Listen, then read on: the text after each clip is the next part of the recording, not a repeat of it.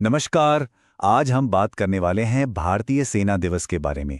हम इसकी जड़ों को समझेंगे, मतलब कि ये शुरू कैसे हुआ और वहां से लेकर आज भविष्य के लिए जो बड़े बड़े सुधार हो रहे हैं उन तक की पूरी कहानी पर एक नजर डालेंगे।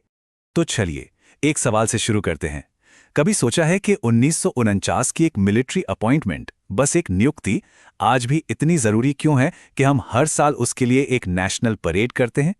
यही सवाल हमें इसकी पूरी कहानी की तह तक ले जाएगा। तो देखिए, भारतीय सेना दिवस असल में उसी ऐतिहासिक पल की याद में मनाया जाता है। ये वो दिन है जब पहली बार भारतीय सेना की कमान एक ब्रिटिश ऑफिसर से एक भारतीय ऑफिसर के हाथ में आई थी। एक आज़ाद देश के लिए ये बहुत बहुत बड़ी बात थी। और ये वाकई एक ऐतिहासिक पल था। आज़ादी के बाद भारत के लिए एक बहुत बड़ा टर्निंग पॉइंट। ये सिर्फ एक पद का बदलना नहीं था, बल्कि ये एक ऐलान था कि अब हमारी सेना के नेतृत्व के लिए हम आत्मनिर्भर हैं। और यहाँ वो दो नाम हैं जिनके बीच ये हैंडओवर हुआ।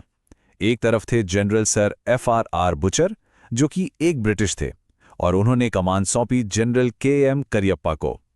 ये पल अपने आप में एक बहुत बड़ा प्रतीक बन गया, ब्रिटिश राज से भारतीय हाथों में सैन्य शक्ति के आने का प्रतीक। फील्ड मार्शल KM करियप्पा की विरासत इतनी गहरी है कि उनके करियर से जुड़े दो खास दिन आज भी मनाए जाते हैं।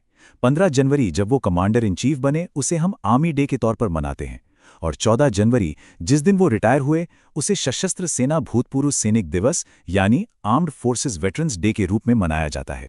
तो ये तो हुई इतिहास की बात।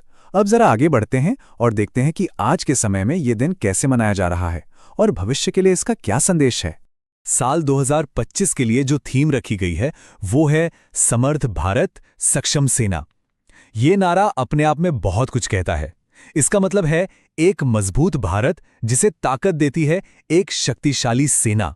और इस साल एक बहुत बड़ा बदलाव भी देखने को मिल रहा है।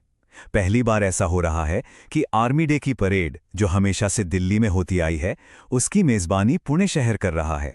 अब सवाल उठता है कि पुणे ही क्यों? पुणे हमारे देश का एक बहुत बड़ा मिलिट्री हब है। ये सदर्न कमांड का हेडक्वार्टर है। यहीं पर हमारी जानी मानी नेशनल डिफेंस एकेडमी यानी NDA है, और तो और DRDO की भी कई ज़रूरी फैसिलिटीज़ यहीं पर हैं। ये सेलिब्रेशन सिर्फ इतिहास को याद करने के लिए नहीं है, ये भविष्य की नींव भी रख रहा है, खासतौर पर सरकार की एक बहुत बड़ी पहल के साथ जो हमारी आर्म्ड फोर्सेस के लिए है। सरकार ने 2025 को ईयर ऑफ डिफेंस रिफॉर्म्स यानी रक्षा सुधारों का वर्ष घोषित किया है। ये एक बहुत बड़ा नेशनल मिशन है जिसका एक ही मकसद है, भारत की मिलिट्री को मॉडर्नाइज करना और आपस में और बेहतर तरीके से जोड़ना।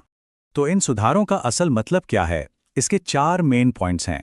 पहला, इंटीग्रेटेड थिएटर कमांड्स बनाना, मतलब आर्मी, नेवी और एयरफोर्स को एक कमांड के नीचे लाना ताकि वो मिलकर बेहतर काम कर सकें। दूसरा, इन तीनों सेनाओं के बीच सिनर्जी यानी तालमेल को और पक्का करना। तीसरा, हथियारों और बाकी सामानों की खरीद के प्रोसेस को आसान और तेज बनाना। और चौथा, देश में ही डिफेंस टेक्नोलॉजी और हथियार बनाने को बढ़ावा देना। अब जब हमने आर्मी डे को अच्छे से समझ लिया है, तो चलिए एक कदम पीछे लेते हैं और देखते हैं कि हमारे देश में आर्म्ड फोर्सेस से जुड़े और कौन-कौन से खास दिन मनाए जाते हैं। जैसा कि हम जानते हैं, इंडियन आर्मी अपना दिवस 15 जनवरी को मनाती है। ठीक वैसे ही इंडियन एयरफोर्स 8 अक्टूबर को, इंडियन नेवी 4 दिसंबर को और हमारे वेटरन्स यानी भूतपूर्व सैनिकों को 14 जनवरी को सम्मानित किया जाता है। तो हम देख रहे हैं कि कैसे इतिहास हमें भविष्य के लिए प्रेरणा देता है, और ये हमें एक बड़े सवाल पर लाकर छोड़ता है। ये जो रक्षा सुधारों का वर्ष है, ये आने वाले समय में दुनिया के सामने भारत की सैन्य ताकत को किस तरह से एक नया रूप देगा? ये एक ऐसा सवाल है जिसका जवाब हमें आने वाले सालों में ही देखने को मिलेगा।